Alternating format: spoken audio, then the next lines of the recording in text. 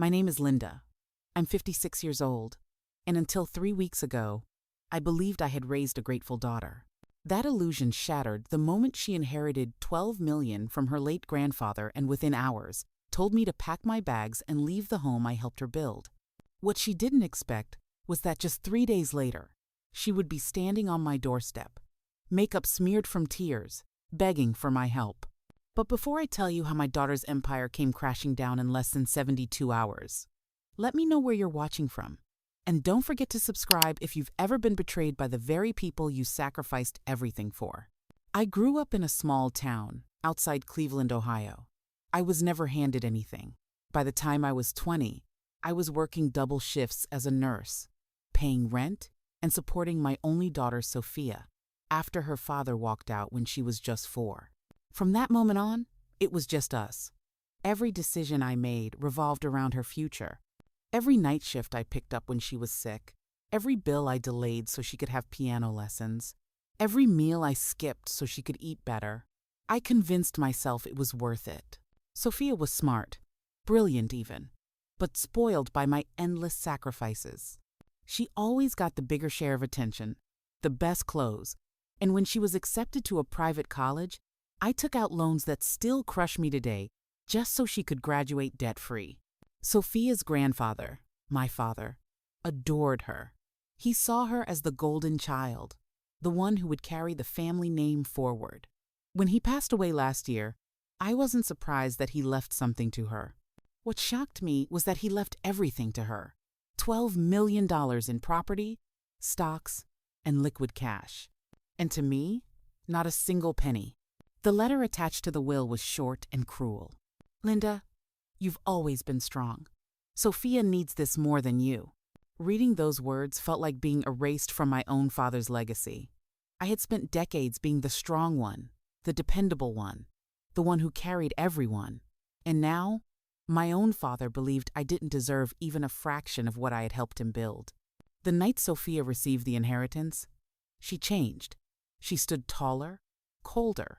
She walked into the living room of the house I had been keeping afloat with my paycheck for years and said the words that shattered me.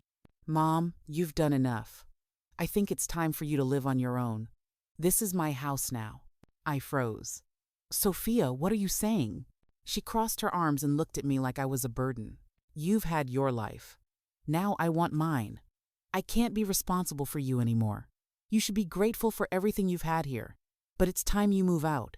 My throat tightened. After everything, the nights I worked while she slept, the bills I paid, the dreams I postponed my own daughter, was tossing me aside like an old coat. I packed my clothes in silence, her words echoing with every folded shirt. This is my house now.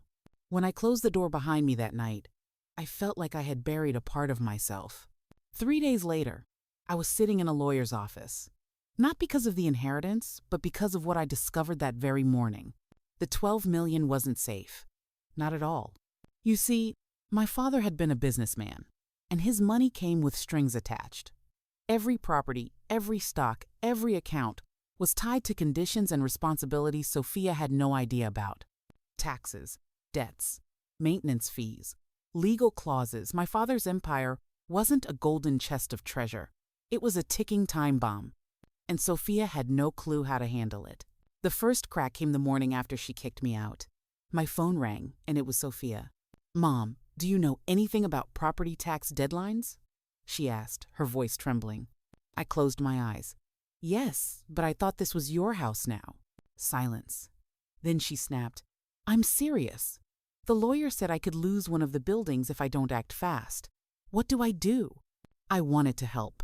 My maternal instinct screamed at me to protect her. But another voice, deeper and sharper, whispered, She threw you out like trash. Let her face reality. So I said simply, Sophia, you'll figure it out. You're smart. And I hung up. That evening, she called again. This time, she was sobbing. Mom, the staff at the estate are threatening to quit. They said the accounts to pay them are frozen until I sign something. I don't even understand what it is. I tried, but the lawyer said it could bankrupt me if I sign wrong. Please, I need you.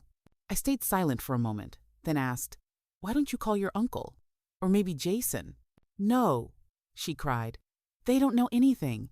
You're the only one who ever kept things together. Please. I wanted to remind her of the night she pushed me out, of the way she looked at me as though I was nothing. But all I said was, I can't talk right now, Sophia. I'm busy. And I hung up again. On the third day, just as the sun was rising, I heard frantic pounding on my apartment door. I opened it to find Sophia. Mascara streaked down her cheeks, her designer coat hanging loose like it didn't fit anymore. Mom, she choked out, collapsing into my arms. I don't know what to do. I can't do this without you. The bank froze the accounts, the tenants are suing, and the taxes, I don't even understand half of what they're saying. Please, Mom. Please help me. I was wrong. For the first time in years, I saw her not as the spoiled daughter who betrayed me, but as the scared little girl who once cried in my arms after nightmares. But I also remembered the humiliation, the pain, the way she erased me with one sentence. So I pulled back, steadied my voice, and said, Sophia, I'll help you. But not as your maid, not as your safety net, only as your mother, and only if you finally treat me like one. That week, I walked her through every document, every account, every clause. I taught her the things I had quietly handled for years while she basked in privilege. She listened, this time really listened, because she knew her fortune depended on it. But something else happened too. She began to see me differently. With every signature she signed correctly, every crisis she avoided because of my guidance, her pride softened. One night, as we finished sorting another stack of papers, she whispered, Mom, I'm sorry. I don't know why I treated you that way. I thought money made me powerful, but without you, I would have lost it all. I didn't say, I told you so.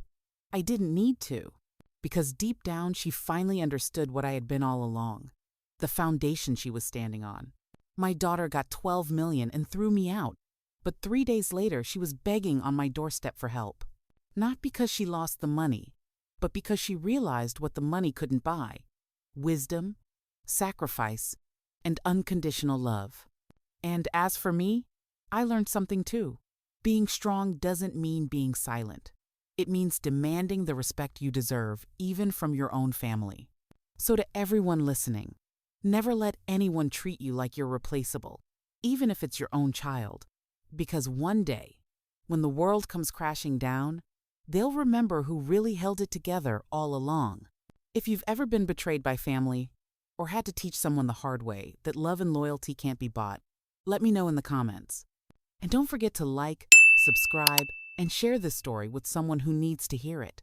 Because sometimes, the ones we sacrifice for the most are the ones who need reminding of our worth.